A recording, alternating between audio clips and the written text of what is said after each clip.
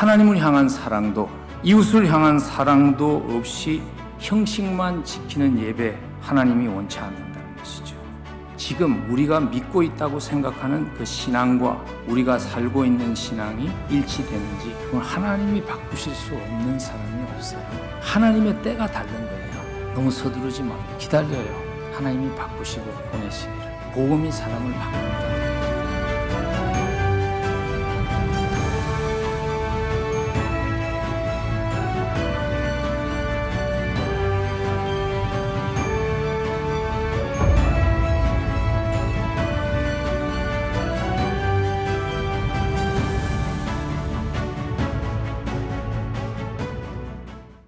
새해를 시작한 지 이제 한 2주 됐죠.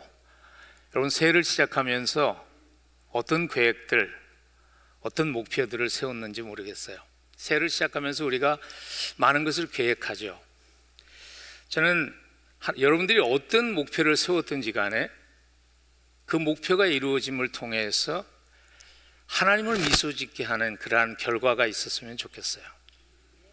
왜냐하면 우리의 삶에 하나님이 미소 짓는 인생이 될 때 우리의 삶에 이루어지는 그러한 일들이 우리의 삶에 의미를 가져다 주고요, 우리가 찾는 참 기쁨을 가져다 주기 때문에 그렇습니다. 그래서 하나님의 말씀은 우리가 성도로 살아가면서 놓치지 말아야 할 가장 소중한 축복이 무엇인가 하면 하나님을 미소 짓게 하는 인생이 되는 것이라고 강조해서 반복해서 가르치십니다. 그 대표적인 말씀이 구약의 그 아주 대표적인 축도죠. 민수기 6장 24절과 26절의 축도가 그런 내용입니다. 제가 한번 읽어드릴게요. 여호와는 내게 복을 주시고 너를 지키시기를 원하며 여호와는 그의 얼굴을 내게 비추사 은혜 베푸시기를 원하며 여호와는 그 얼굴을 내게로 향하여 드사 평강 주시기를 원하노라. 목사님들이 축도하실 때 가끔 인용하는 구절이잖아요. 근데 오늘 이 민수기에 담겨 있는 하나님이 축복하고 싶어하는 사람들을 향한 하나님의 표정이 어떨까 한번 생각해 보셨나요? 하나님이 어떤 표정으로 그러한 한 심령을 바라보실까요? 아마 하나님이 미소 지으면서 바라보시겠죠. 그래서 미국 성경에 여러 가지 트랜슬레이션이 있는데 성경을 좀 이렇게 우리가 이해하기 쉽게 쉬운 성경 같은 거죠. The New Translation, New Living Translation에는 이렇게 번역을 했어요. 민수기에서 여호와는 그 얼굴을 내게 향하여 드사 평강 주시기를 원하노라 하는 이 구절을 이렇게 번역을 했어요. 주님이 너를 보며 미소 지으시면 좋겠다. 여러분, 우리가 신앙생활 하면서 하나님의 표정을 얼마나 생각하면서 신앙생활 하시는지요? 하나님이 나를 바라보시면서 어떤 표정을 지으실까? 하나님이 나를 바라보시면서 미소 지으실까? 아니면 하나님이 나를 바라보실 때 안타까워하는 표정으로 바라보실까?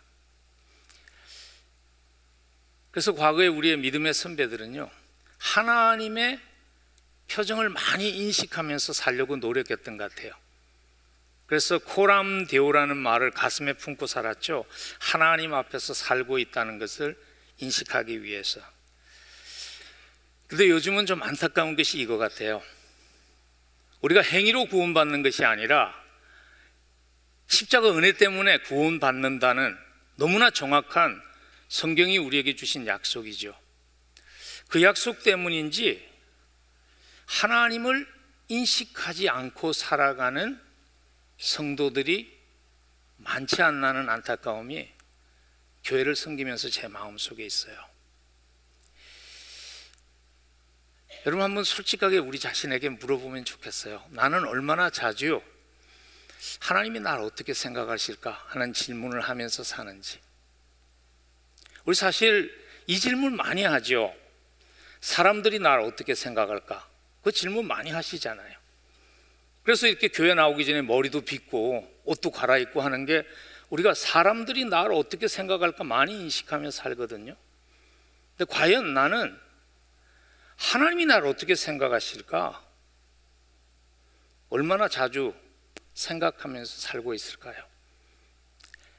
그래서 제가 오늘 집회를 열면서 본문을 첫 번째 여러분과 나누고 싶은 말씀으로 택한 이유가 그것입니다. 왜냐하면 이 말씀이 저에게 개인적으로 하나님의 미소를 많이 생각하며 살게 하는 그러한 소중한 말씀이기 때문에 그래요.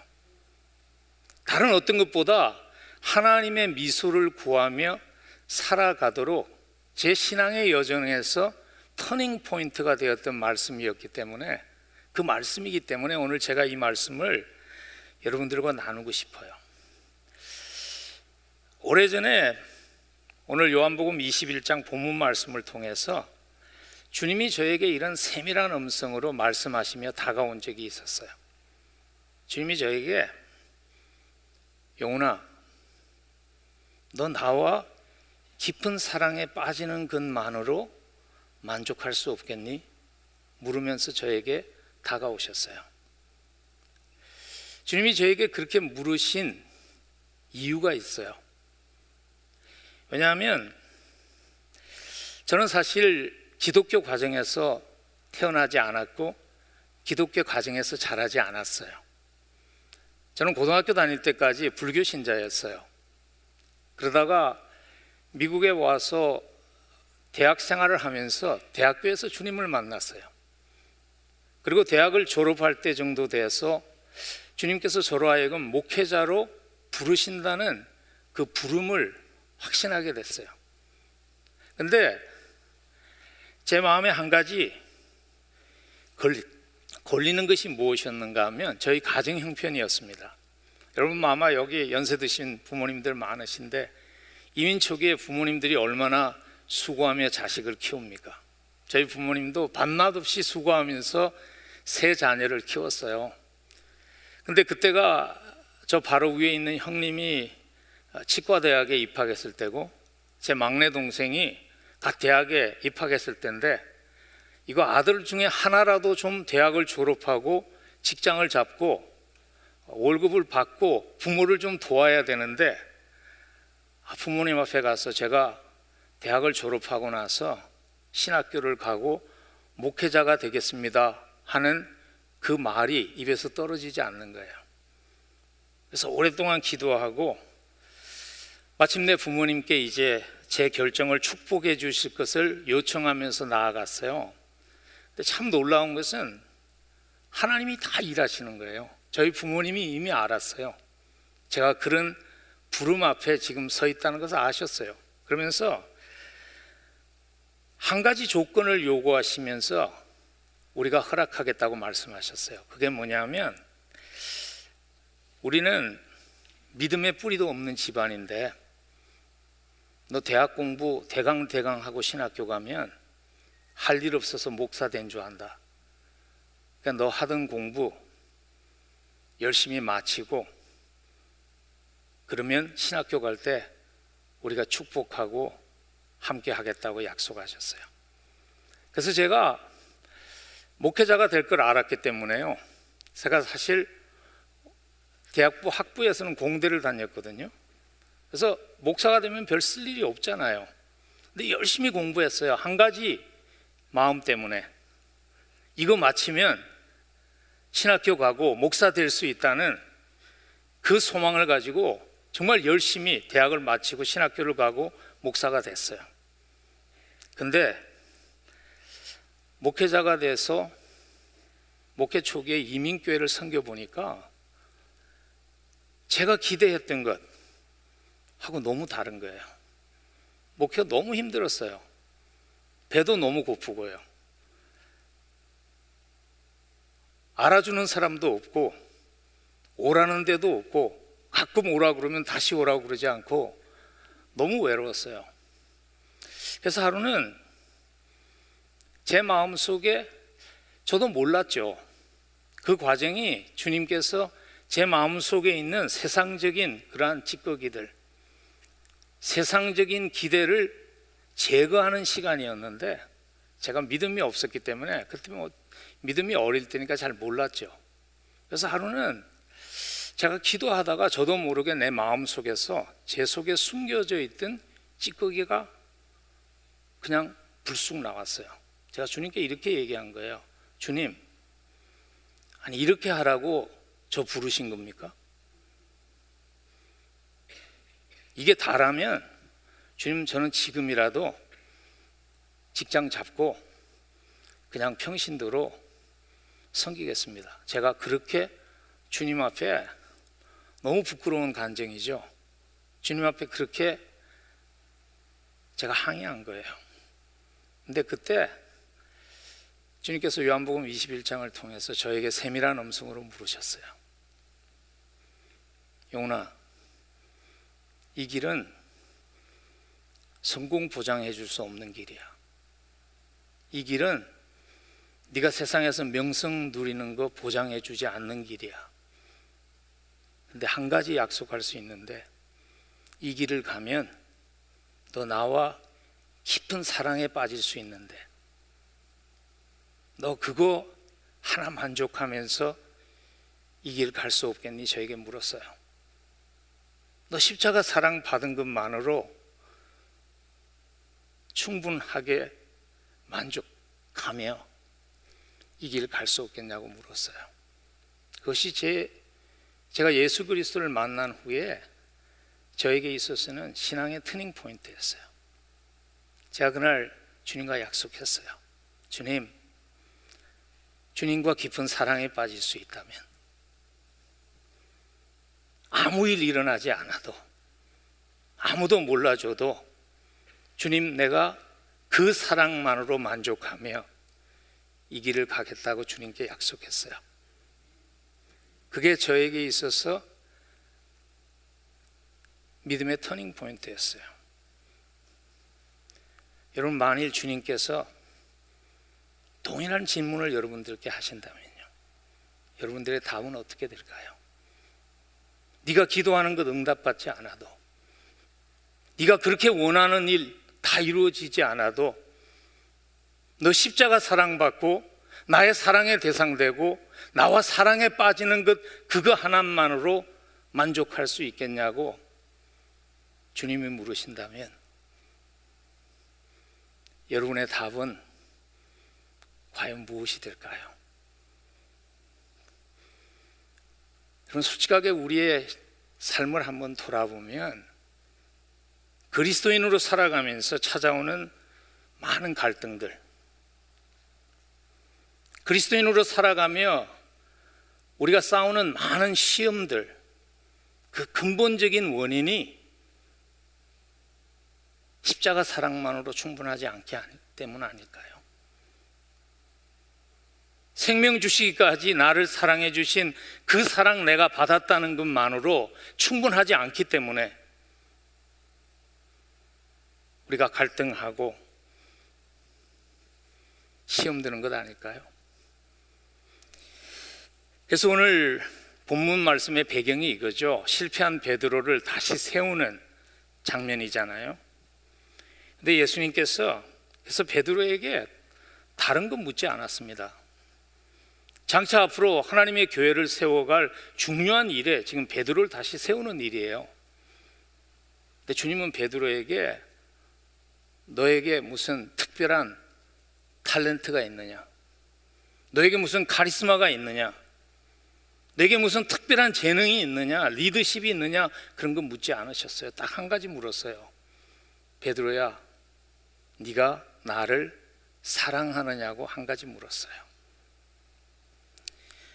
제가 오늘 주님께서 한 가지를 물었다고 그러니까 어떤 분은 동의가 안 되는 분이 혹시 계실 수 있을 것 같아서 제가 오늘 본문에서 사용하고 있는 사랑이라는 동사에 대해서 잠깐 설명을 하고 지나가는 게 좋을 것 같아요.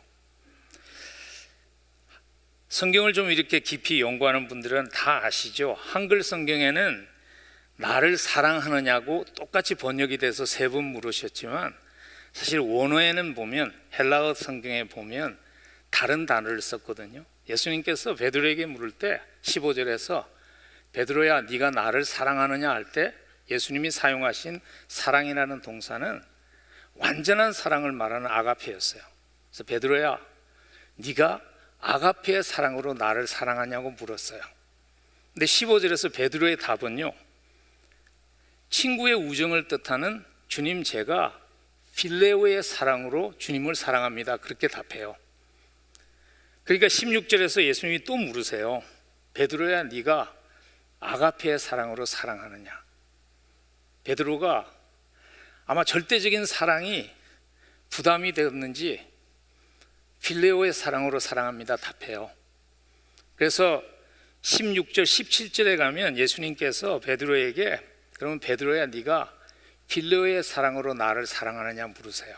그래서 어떤 유명한 설교자는 베드로가 예수님이 요구하시는 그 사랑의 수준이 너무 높아서 감당할 수 없으니까 예수님이 베드로의 눈높이에 맞춰서 처음에는 아가페 사랑으로 물으시다가 뒤에는 필레오의 사랑으로 물었다, 그렇게 해석을 하는 분이 있어요. 근데 저는 동의하지 않아요.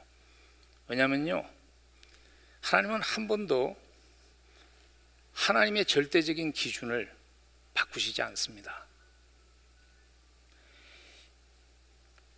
예수님이 우리가 감당하기 어렵다고 우리로 하여금 우리의 헌신도를 낮추어서 눈높이에 맞추어서 살도록 수준 낮추지 않으셨습니다. 마태복음 10장 37절 보면 하나님이 원하는 사랑을 이렇게 표현했어요. 아버지나 어머니를 나보다 더 사랑하는 자는 내게 합당하지 아니하고 아들이나 딸을 나보다 더 사랑하는 자도 내게 합당하지 않다고. 하나님이 원하는 사랑, 절대적인 사랑이었어요. 그래서 제가 그런 해석에 동의하지 않아요. 그리고 또 한 가지 이유는 무엇인가 하면 요한 사도가 요한복음만 쓴 거 아니거든요. 요한복음을 썼고 요한 1, 2, 3, 4를 썼고 요한 계시록을 썼잖아요. 근데 요한의 서신을 읽으면 사랑을 표현할 때 필레오와 아가페를 인터체인지블하게 똑같은 의미로 써요. 그래서 오늘 이 본문에서 예수님 딱 한 가지 얘기하는 거예요. 베드로에게 너 그 사랑만으로,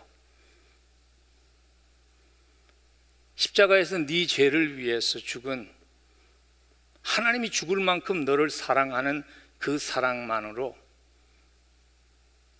만족하며 나를 따라올 수 있겠냐고 주님 물으신 것입니다. 성경을 보면 이스라엘 백성들이요, 끊임없이 넘어졌던 이유가 자신들이 받은 그 사랑만으로 충분하지 않았기 때문이에요. 하나님의 사랑받는 백성이 된 것만으로 충분하지 않았기 때문이에요. 그래서 40년 생활을 광야에서 훈련받고 40년 후에 축복의 땅으로 들어갈 때, 들어가기 전에 이스라엘 백성들로 하여금 꼭 기억하라고 주신 말씀들이 신명기에 많이 써져 있죠. 근데 보면 거의 결론 부분인 33장에 가면 이스라엘 12지파를 축복하고 축복의 땅으로 보내면서, 약속의 땅으로 보내면서 결론적으로 잊지 말아야 할 것을 딱 한 가지로 말씀합니다. 신명기 33장 29절에서 이스라엘이여 너는 행복한 사람이로다. 여호와의 구원을 너같이 얻은 백성이 누구냐? 너희같이 사랑받은 백성이 없다는 것, 그거 한 가지 기억하라는 것이었어요. 여러분, 우리가 십자가 사랑받은 그것만으로 충분하지 않을 때 우린 세상에서 흔들리게 돼요. 그 사랑받은 것만으로 충분하지 않을 때 우리는 계속 세상을 기웃긋거리며 살아가게 돼요. 어떻게 하면 그 사랑받은 것만으로 만족하며 살 수 있을까요? 어떻게 하면 그 사랑받은 것만으로 만족하며 주님과 깊은 사랑에 빠지는 그것만으로 감사하며 살아갈 수 있을까요? 오늘 하나님의 말씀은 우리에게 두 가지를 기억하라고 말씀하세요. 한 가지는 우리의 축복관 또는 우리의 성공관이 성경적으로 변해야 합니다. 예수님의 제자들이 3년 반 예수님을 따라다녔지만요, 결국 예수님을 배신하고 넘어졌던 원인이 뭐냐 하면 그들의 성공관이 변하지 않았어요. 그들의 축복관이 변하지 않았어요. 그래서 마가복음 10장을 보면은 예수님이 십자가를 지기 바로 일주일 전에 사건을 기록했는데, 마가복음 10장 33절부터 35절부터 44절 사이에 보면 야고보와 요한의 어머니의 치맛바람 얘기가 나오잖아요. 예수님 요번에 예루살렘에 들어가신다는데 한 자리 하시면 우리 아들 하나를 오른편에 하나는 왼편에. 근데 그 장면을 읽으면요, 재밌는 게 뭐냐면 다른 제자들이 화를 내요. 왜 화를 냈죠? 다 그들에게 똑같은 그러한 기대가 있었던 거예요. 요번에 우리 예수님께서 예루살렘에 가서 왕자에 앉으시면 한 자리 하겠다는 생각으로 예수를 따라다닌 거예요. 3년 반 예수님과 함께 살았지만 그들에게 있어서 여전히 세상적인 축복관, 여전히 세상적인 성공관을 가지고 예수를 따랐기 때문에 실패한 거죠. 그리고 오늘 본문 말씀에서 제자들이 어부의 삶으로 돌아간 이유도 무엇인가 하면요, 여전히 그들의 성공관과 그들의 축복관이, 세상적인 성공관과 세상적인 축복관이 바뀌지 않았기 때문이에요. 오늘 본문 말씀은요, 예수님이 부활하신 후에 처음 제자들을 만난 사건이 아닙니다. 오늘 본문 1절을 보시면은 21장 1절을 보시면요, 그 후에 부활하셔서 제자들을 만난 후에 예수께서 디베랴 호수에서 또 제자들에게 자기를 나타내셔서 나타나신 일을 이러하니라 이렇게 기록합니다. 사실 오늘 이 사건은 부활하신 예수님을 세 번째 만난 거예요. 부활하신 예수님을 이미 만났어요. 예수님이 부활하신 사건을 이미 알았어요. 근데 왜 그들이 어부로 돌아갔을까요? 왜냐하면 부활하신 예수님을 만났는데 여전히 그분은 자기들이 기대하던, 자기들이 원하는 것을 가져다 주는 메시아가 아니었어요. 창에 맞은 자국이 여전히 있고 못자국이 여전히 있고, 예수님이 부활하신 후에 하셨던 메시지는 뭐냐 하면, 이제 내가 부활했으니까 우리가 로마 제국을 뒤집고 세상을 정복하자가 아니라 하나님의 나라에 대한 얘기를 했잖아요. 자기들이 기대했던 성공이 아니에요. 자기들이 기대했던 축복이 아니에요. 그래서 어부의 삶으로 돌아간 것입니다. 여러분, 뭐가 진정한 성공일까요? 뭐가 진정 우리가 놓치지 말아야 할 축복일까요? 사업이 왕성하게 잘 되는 것, 하나님의 은혜입니다. 우리 아이들이 자라서 좋은 대학교, 아이빌리그, 여긴 스탠포드 가는 것, 하나님의 축복입니다. 그런 것 다 축복입니다. 건강한 것, 나이 드신 분들 요즘 만나면 맨날 건강 얘기만 하시거든요. 저도 요즘 건강 얼마나 챙기는지요. 아침 저녁으로 먹는 약만 먹어도 배가 불러서 밥 안 먹어도 돼요. 건강 축복입니다. 그러나 그게 우리가 놓치지 말아야 할 가장 소중한 축복은 아니라는 거예요. 우리가 놓치지 말아야 할 가장 소중한 축복이 뭔지 모르면, 우리의 축복관이 변하지 않으면, 우리의 성공관이 변하지 않으면요, 우리는 계속 영적으로 사기당합니다. 그래서 하나님을 향한 섭섭한 마음이 우리에게 들어오게 돼요. 저는 요즘 그런 분들 많이 만납니다. 평생 하나님을 위해서 살았는데, 선교사님으로 살고 목회자로 살았는데, 그분들과 대화하면서 느끼는 게 뭐냐 하면, 대놓고 말은 안 하지만 그 마음속에 내가 평생 이렇게 하나님 위해서 살았는데 나한테 돌아온 것이 이것밖에 없습니까 하는 서운한 하나님을 향한 마음을 가진 분들을 종종 만납니다. 불행하게도. 우리가 놓치지 말아야 할 가장 소중한 축복이 뭘까요? 이 질문에 대한 답이 무엇인지 따라서 우리의 믿음으로 살아가는 모습이 좌우될 수밖에 없습니다. 성경은 우리에게 이렇게 답하십니다. 우리가 놓치지 말아야 할 가장 소중한 축복이 이것이라고. 시편 1편에서 이렇게 시작하잖아요. 복 있는 사람은, 축복받은 사람은 누구냐는 거예요. 시편 1편을 읽으면 마지막 결론 부인 6절에 가면요, 이렇게 답을 합니다. 복 있는 사람은 여호와께서 인정하신다고. 우리가 놓치지 말아야 하는 가장 소중한 축복은 무엇인가 하면 하나님께 인정받는 삶이 되는 겁니다. 여러분, 성경적으로 축복받는다는 것은요, 곧 인정받는다는 말과 동의어입니다. 그래서 저희 신학교 은사이시기도 하시고 굉장히 유명한 신학자거든요. D.A. 칼슨이라는 분이 산상설교에 대한 주석을 쓰면서 이런 말씀을 하세요.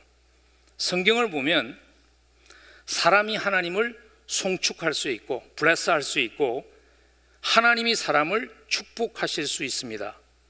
이 양면성은 이 단어가 의미하는 바를 정확하게 이해하는 단서를 제공합니다. 축복받는다는 것은 근본적으로 인정받는다는 것입니다. 그렇지 않으면 사람이 하나님을 축복할 수 없습니다. 사람이 하나님을 송축한다는 표현을 사용할 수 있는 이유가 무엇인가 하면 그것이 하나님을 인정하는 의미이기 때문이라고 그는 설명합니다. 성경적으로 축복받는 것은요, 인정받는 거예요. 그래서 육신의 자녀가 부모에게 인정받는 것이 그렇게 중요한 것입니다. 부모에게 인정받지 못하는 자녀는 세상에서 성공해도요, 장성한 후에도 그 빈자리를 채우기 위해서 끊임없이 부모에게 인정받기 위해서 살아가는 안타까운 모습들 볼 수 있죠. 제가 그런 분의 한 스토리를 읽었어요.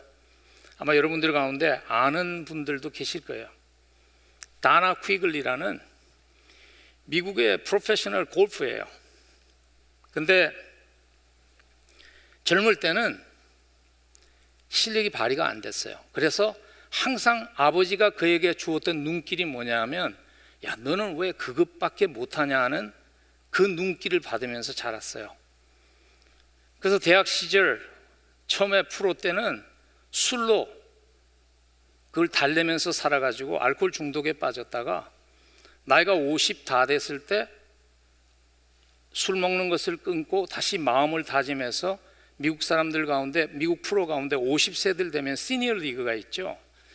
거기에 올라가서 처음으로 다나 퀴글리가 선수로서 처음으로 챔피언이 됩니다.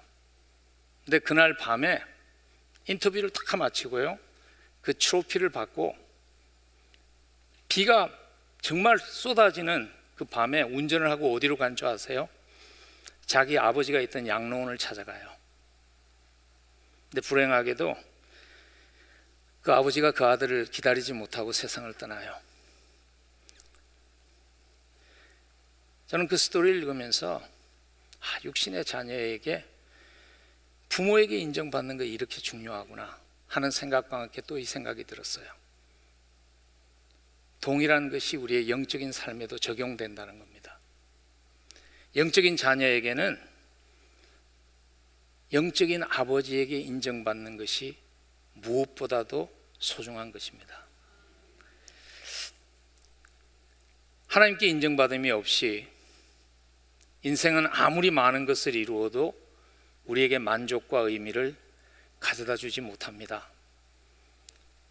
저는 이렇게 사는 사람이 제일 어리석은 것 같아요. 남들이 다 했는데 안 되는 것을 나는 할 수 있다고 사는 사람은 어리석은 사람이에요. 그런 사람들 많죠. 솔로몬이 다 가져봤잖아요. 근데 끝에 가서 헛되고 헛되다고 얘기했는데 나는 할 수 있다고 생각하는 것은 논리적이지 않죠. 근데 그런 사람들이 많습니다.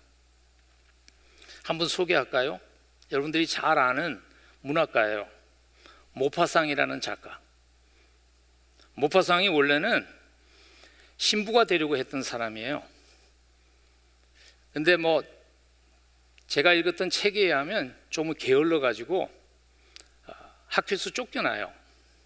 그러고 나서 평생 하나님 없이도 살 수 있다고 생각하며 하나님과의 관계를 끊고 모파상이 삽니다. 근데 세상에서 성공하죠. 유명한 작가가 됩니다. 18세기에 자기의 요트를 가지고 있었고요. 미국도 요즘 부의 상징이 요트잖아요. 근데 18세기에 자기 요트가 있었어요. 파리에 자기 아파트가 여러 채 있었어요. 사교계에서 아름다운 여인들 자기의 품에 품었어요. 근데 그가 하루 스스로 자기의 인생을 끊죠.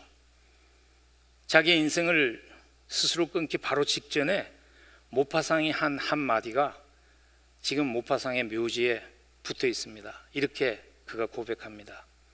나는 모든 것을 소유하고자 했지만 결국 아무것도 갖지 못했습니다.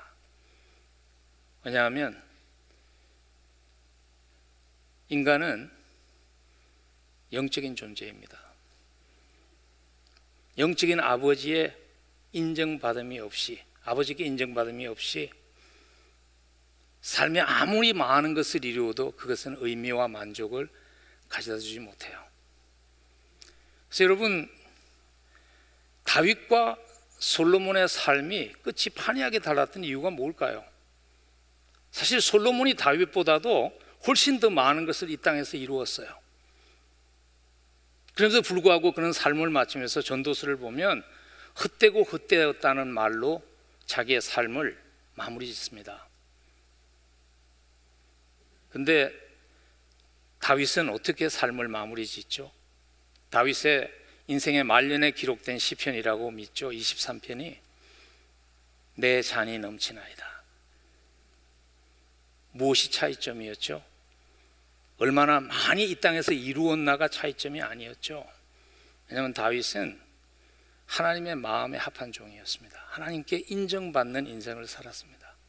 그래서 삶을 마치면서 하나님, 내 그릇보다 차고 넘치는 인생 되게 하신 것 감사합니다. 내 잔이 넘치나이다 고백할 수 있었죠. 저는 우리의 인생이 그런 인생 되기를 축복합니다. 하나님이 인정해 주시는 인생. 그래서 저는 성도가 하나님 앞에 받을 수 있는 가장 큰 칭찬이 히브리서 11장 6절에 기록되어 있다고 생각해요. 우리 한번 같이 읽으면 좋겠습니다. 히브리서 11장 6절 띄워주실 수 있나요? 예, 우리 한번 같이 읽죠. 그들이 이제는 더 나은 본향을 사모하니 곧 하늘에 있는 것이라. 이러므로 하나님이 그들의 하나님이라 일컬음 받으심을 부끄러워하지 아니하시고 그들을 위하여 한 성을 예비하셨나니라. 하나님이 그들의 하나님이라고 일컬음 받으시는 것을 부끄러워하지 않았다. 하나님 앞에 섰는데 하나님이 우리에게 나는 너의 하나님이 된 게 너무 자랑스러웠다고 얘기하신다면 그것보다 큰 칭찬이 있을까요?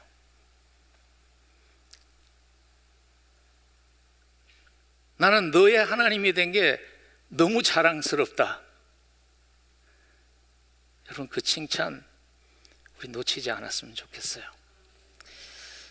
성경적인 축복관을 가지고 십자가 사랑 받은 것, 그것만으로 만족하며 하나님을 미소 짓게 하는 삶 되시기를 간절히 축복합니다. 하나님께 인정받는 인생이 가장 복된 인생이라는 것을 확신하면서 주님과 깊은 사랑에 빠져서 살아가려면요, 또 한 가지를 기억하셔야 합니다. 그건 뭐냐면 내가 누구냐는 신분을 인식하고 살아야 합니다. 나의 그리스도 안에서 새롭게 나에게 주어진 참 신분을 인식하고 살아가야 합니다. 여러분, 깊은 사랑에 빠진 사람이 잊지 말아야 하는 것이 신분 아닙니까? 그래서 오늘 주님께서 베드로를 다시 회복시키면서 나를 사랑하느냐, 내 사랑에 만족하느냐라고 묻기 전에 주님이 기적을 행하시죠. 어떤 기적을 행하시냐 하면 오늘 요한복음 21장에 보면 물고기를 하나도 잡지 못하는데 많은 물고기를 잡는 그 기적을 주님이 행하세요. 여러분, 그런 질문 해보셨는지 모르겠어요. 요한복음 21장을 읽으면서 왜 예수님이 그 기적을 행하셨을까? 예수님이 부활하셨다는 것을 제자들에게 보여주시기 위해서 예수님이 하실 수 있는 기적이 많았습니다. 예수님이 물 위를 걸으실 수도 있었고요, 예전처럼. 예수님이 풍랑을 일으켰다가 풍랑을 잔잔하게 하실 수도 있었어요. 근데 왜 예수님이 구태여 물고기를 많이 잡게 하는 그 기적을 다시 행하셨을까? 그 이유는 베드로라는 제자를 부르실 때 베드로라는 제자를 부르시고 새 신분을 주시죠. 새 신분을 주셨을 때 예수님이 하셨던 기적이 그 기적이죠. 누가복음 5장에 보면 베드로를 처음 부르실 때 고기를 하나도 잡지 못했는데 예수님이 오늘 찬양도 했잖아요. 그물을 던지라고 그러니까 베드로가 이렇게 답하죠. 우리들이 밤이 새도록 수고하였을 때 잡은 것이 없지만은 말씀에 의지하여 내가 그물을 내리리다. 그렇게 하니 고기를 잡은 것이 힘이 많아 그물이 찢어진지라. 근데 오늘 요한복음 21장에서 예수님께서 베드로를 처음 부를 때 하셨던 그 기적을 의도적으로 재현하시고 있는 것입니다. 왜냐하면 베드로와 제자들에게 그들이 잊어버린 신분을 다시 깨우쳐 주기 위한 목적이 있었던 것이죠. 제자들에게 그렇게 얘기하시는 거예요. 너희들이 더 이상 고기를 낚는 어부가 아닌데 왜 그 신분을 잊고 그렇게 사느냐고 얘기하시는 것이죠. 우리도 마찬가지 아닐까요? 예수 그리스도를 만나고 우리에게 새로운 신분이 주어졌어요. 근데 우리가 그 신분을 혼동하면 우리도 세상 사람들과 똑같이 살아가는 실수를 하게 되는 거죠. 우리가 잊지 말아야 할 신분이 뭘까요? 성경에 여러 가지 우리에게 주어진 새 신분이 나오는데 저는 오늘 한 가지 신분을 생각하고 싶어요. 예수 그리스도를 만나면서 우리에게 주어진 새 신분은 무엇인가 하면 우리가 예수 그리스도의 신부라는 것입니다. 예수 그리스도가 우리의 신랑 되시고 우리는 오실 그 신랑을 기다리는 신부가 되었다는 거예요. 여러분, 신부는 다른 사람한테 마음 주면 안 되잖아요. 저희 교회에 오셔서 가족 수련회, 메리지, 컨퍼런스 이런 거 많이 하셨던 박송 장로님이라는 분이 계세요. 근데 그분이 한번 이런 얘기를 하더라고요. 자기는 결혼하면서 세상에 수많은 여자들을 포기했다고 그러더라고요. 자기 아내에게 자기가 그랬대요. 당신 알아? 내가 당신과 결혼하면서 세상에 수백만의 여자를 포기했다는 걸 알아? 그렇게 얘기했대요. 여러분, 주님의 예수 그리스도의 신부로 사는 것은 예수 그리스도만이 나의 관심의 대상이 되는 것입니다. 쉽게 말하면 이런 거죠. 사람들이 날 어떻게 생각할까 하는 그 질문보다 신랑 되신 내 주님이 날 어떻게 생각하실까 더 많이 생각하며 사는 것이죠. 그래서 C.S. 루이스가 이런 얘기를 했어요. 한 인간에게 가장 중요한 것은 하나님이 그를 어떻게 보고 계시느냐 하는 것을 이해하는 것이라고. 신부이니까요. 신랑 되신 주님이 나를 어떻게 생각하실까 생각하면서 살아야죠. 그래서 신부이니까 세상 가운데에서 다르게 살아야죠. 신부이니까 다르게 살아야 한다는 말씀을 드리면 생각나는 영화가 한 편 있어요. 모르겠어요. 어떤 교회는 예배 시간에 영화 얘기하면 안 된다는데, 괜찮아요? 이거 오래된 영화라서 좀 연세 드신 분들은 다 아실 거예요. 왜냐하면 그 나오는 그 주인공이 로버트 테일러가 나오고요, 그다음 비비안 리가 나오는 영화예요. 굉장히 오래된 영화죠. 처음 듣는 분들은 여러분들 아직 젊다는 겁니다. 그러니까 그 축복이죠. 워럴루 브릿지라는 영화죠. 한국에는 이렇게 번역한 것 같아요. 사랑의 슬픔, 애수라고 번역했는데 영화 스토리가 이런 거예요. 2차 세계대전 당시에 로버트 테일러가 공군 폭격기 장교였어요. 근데 발레리나죠. 어떤 비비안 리와 사랑에 빠집니다. 근데 전쟁이 나서 이제 젊은 장교였던 로버트 테일러가 전쟁에 나가게 됩니다. 그래서 전쟁이 나면 가장 어려운 사람이 누구냐면 여자와 아이들이죠. 살 길이 없잖아요. 그래서 많은 여자들이 나가서 몸을 팔면서 살아요. 근데 비비안 리의 친구가 얘기하는 거예요. 너는 약혼자가 있지 않니? 그러니까 내가 보러 올 테니까 너는 길에 나서지 말라고 얘기해요. 그래가지고 불편하지만 그렇게 살았는데 하루에 신문에 보니까 전쟁에서 사망한 사람들의 명단이 나오는데 거기에 그게 오보였어요. 근데 로버트 테일러의 이름이 나와요. 그러니까 이제 더 이상 다르게 살 이유가 없었던 거예요. 그래서 비비안 리가 친구한테도 미안하고 하니까 세상으로 나가요. 근데 영화의 마지막에 보면 군인들이 전쟁이 끝나고 다 돌아와요. 돌아오는데 약혼자가 죽지 않고 돌아와서 그 워럴루라는 그 브릿지 위에서 만나는데 약혼녀였던 비비안 리가 피해서 달아나다가 차에 치여서 죽는 아주 좀 슬픈 얘기예요. 물론 영화는 신학적으로 정확하지 않죠. 왜냐하면 예수 믿고 구원받으면 과거의 모든 죄는, 과거의 모든 실수와 상처는 십자가의 보혈로 깨끗하게 씻어집니다. 근데 우리가 또한 잊지 말아야 하는 것은요, 그러나 구원받은 성도도 부끄러운 모습으로 주님 앞에, 신랑된 주님 앞에 설 수 있다는 거예요.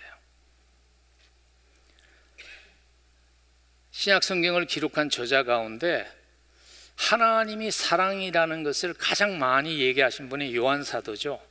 근데 그 요한 사도가 요한 1서 2장 28절에서 이렇게 얘기하세요. 자녀들아, 이제 그의 안에 거하라. 이는 주께서 나타내신 바 되면 그가 강림하실 때에 우리로 담대함을 얻어 그 앞에서 부끄럽지 않게 하려 함이라. 주님이 오실 때 그 앞에서 부끄럽지 않게 하려 함이라. 신부니까 다르게 살아야 합니다. 근데 현실은 과거나 오늘이라 다르게 사는 것은 쉽지 않습니다. 왜냐하면 세상이 자꾸 조롱하잖아요. 뭐 교회 안에서도 조롱하잖아요. 어떨 때는 꼭 그렇게 믿어야 돼? 꼭 그것만 믿는 방법이야? 그렇게 얘기하는 사람들도 많이 있죠. 신부로 살기 때문에, 신부이기 때문에 때로는 많은 것들 포기해야 하고요. 눈앞에 좋은 기회가 보여도 그것이 하나님을 미소 짓게 하는 결정이 아니라면 포기해야 되고요. 신부로 사는 것이 쉽지 않아요. 그래서 여러분, 신부의 신부는요, 책임감과 의무감으로서는 감당할 수 없어요. 그러나 사랑에 빠지면 할 수 있어요. 사랑에 빠지면 희생이 희생으로 다가오지 않기 때문이에요. 제가 오래전에 그 패밀리 투데이라는 잡지에서 남편에게 자기의 그 키드니, 신장을 기증한 아내에 대한 스토리를 읽었어요. 근데 그 리포터가 물어본 거예요. 아내한테 어떻게 그렇게 어려운 결정을 할 수 있었냐고 물어보니까 그 아내가 그걸 왜 묻냐는 표정으로 이렇게 답했어요. 딱 한마디로 말했어요. Because I love him. 사랑하니까요. 여러분 집에 가면서 또 물어보지 말아요. 아프지도 않은데. 사랑하면 희생이 가능해지잖아요.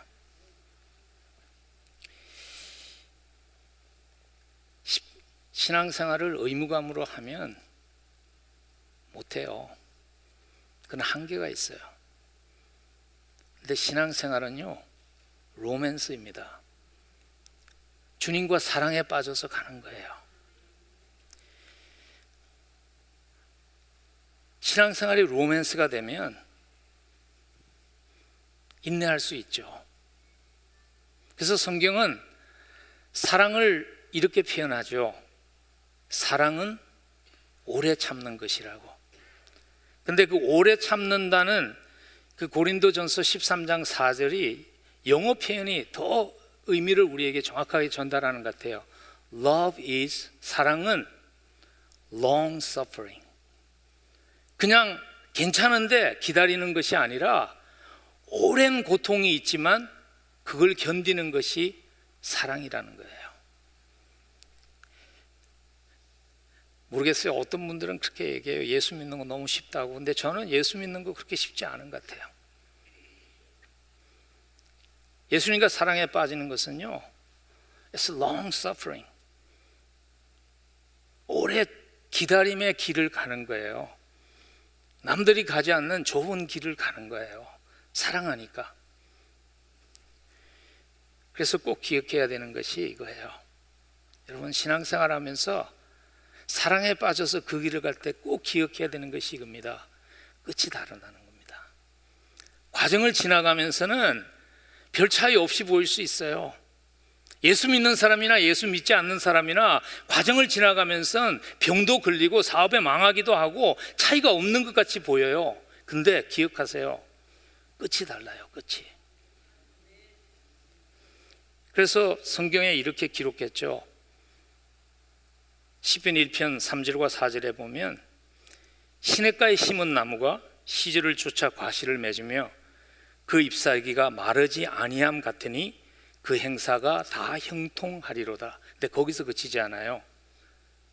그러나 악인은 그렇지 않으며 오직 바람에 나는 겨와 같도다. 농사를 짓는 이유는 추수 때가 되면 알곡을 거두기 위한 것이 목적이잖아요. 근데 추수하기 전에 잎은 다 푸른데 아기는 추수 때가 돼서 키를 키는데 알곡은 하나도 없고 죽정이만 날아가는 인생이 된다는, 끝이 다르다는 거예요. 끝이 다르다는 거예요. 여러분 혹시 이 자리에 나는 예수 믿는데 왜 이렇지? 그런 갈등과 싸우는 분이 있으면 기억하세요. 끝이 달라요. 제가 아는 한 분이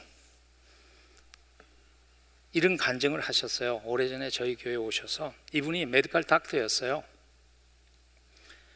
미드웨스트에서 메디컬 닥터로 성공적인 삶을 사셨는데 40대 중반에 병이 왔어요.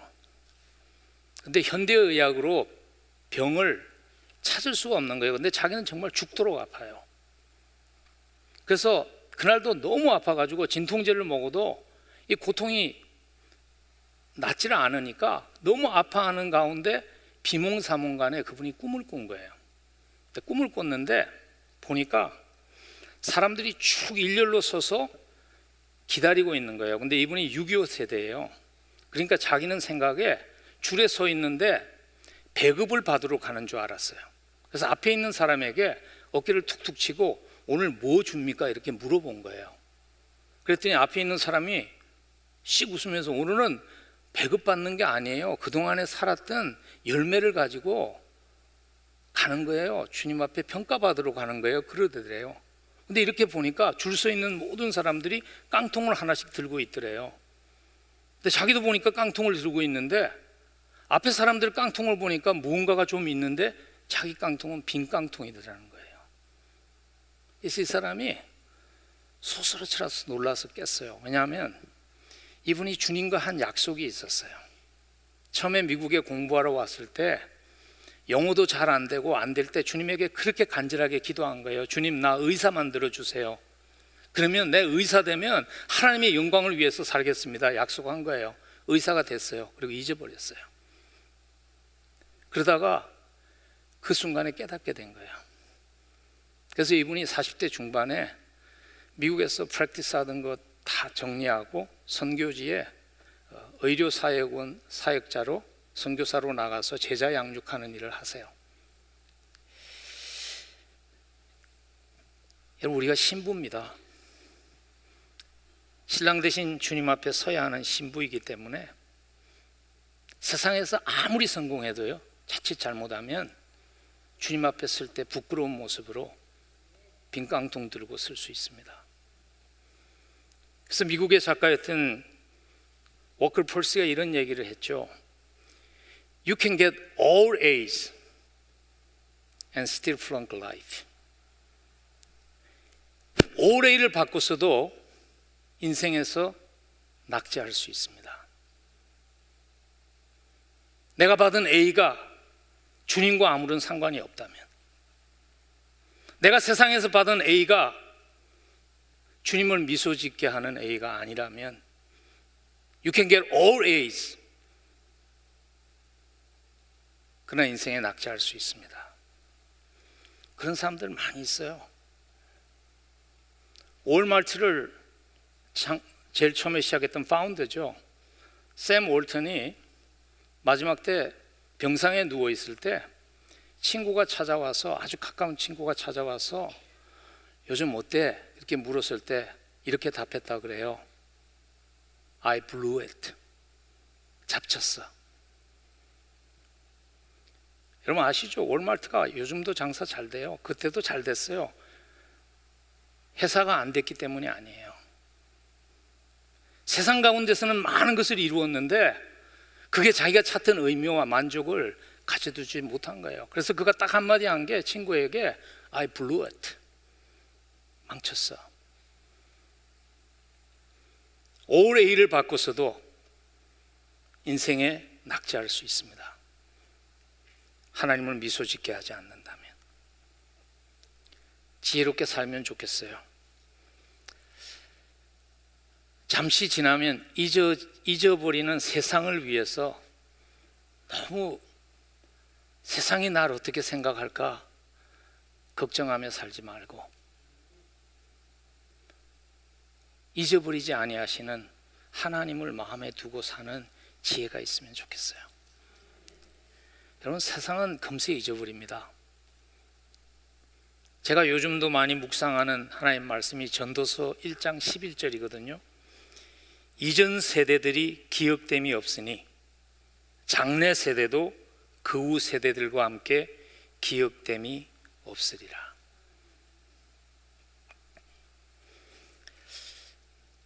제가 중국 갔을 때, 중국 선교 예전에 갔을 때요, 그 중국의 명나라 3대 황제였던 만역제의 그 묘비 앞에 간 적이 있습니다. 만역제가 47년간 왕으로 섬겼습니다.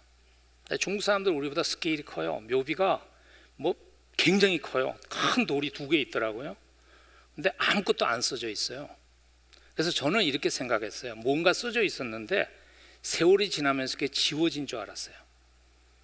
그래서 안내원에게 물어봤어요. 예전에 여기 뭐가 써져 있었습니까? 그랬더니 그분이 이런 얘기를 해요. 만역제가 죽고 나서 역사가들이 뭘까 쓸까 고민하다가 쓸 게 없어서 안 썼대요. 여러분, 그게 세상이에요. 세상 잊어버려요. 제가 한 교회에서 33년 목회했어요. 100몇십 명 모이는 교회가 33년 후에 3,000명이 넘는 교회로 성장했어요. 근데 저는 알아요. 은퇴하는 순간 잊혀져요. 제가 어떻게 하는 줄 아세요?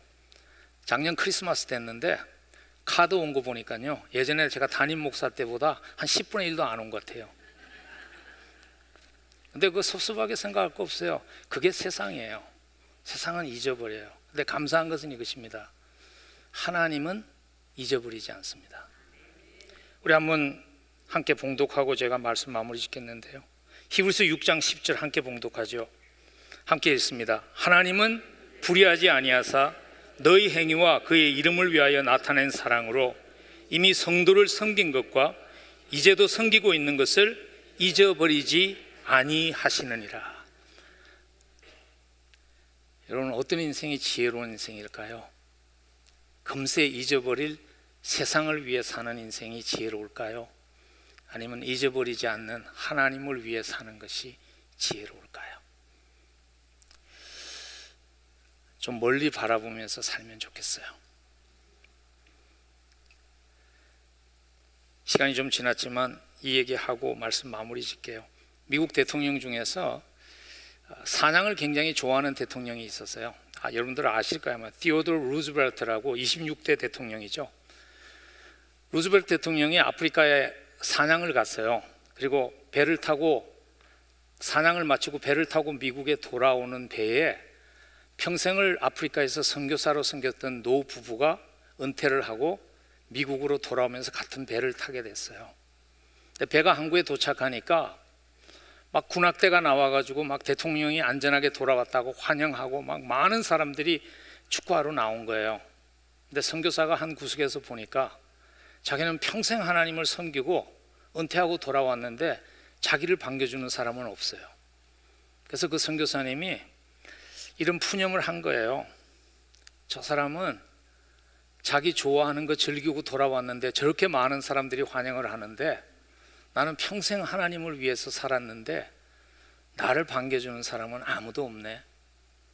그때 지혜로운 아내가 옆에서 이 말을 했다는 거예요. Honey, don't forget. 여보, 잊지 말아요. We are not home yet. 우리는 아직 집에 도착하지 않았어요. We are not home yet. 여러분, 좀 멀리 바라보면서 우리의 섬김을 잊지 않는 하나님, 우리의 작은 희생에도 미소 지으시는 그 하나님, 그분과 사랑에 빠져서 사랑하기 때문에 기쁨으로 섬기고 먼 길이지만 좁은 길이지만 그 길을 갈 수 있는, 그래서 주님 앞에 설 때 너의 하나님이 된 것이 너무나 자랑스럽다는 그 칭찬 놓치지 않는 우리 모두가 될 수 있기를 간절히 축복합니다.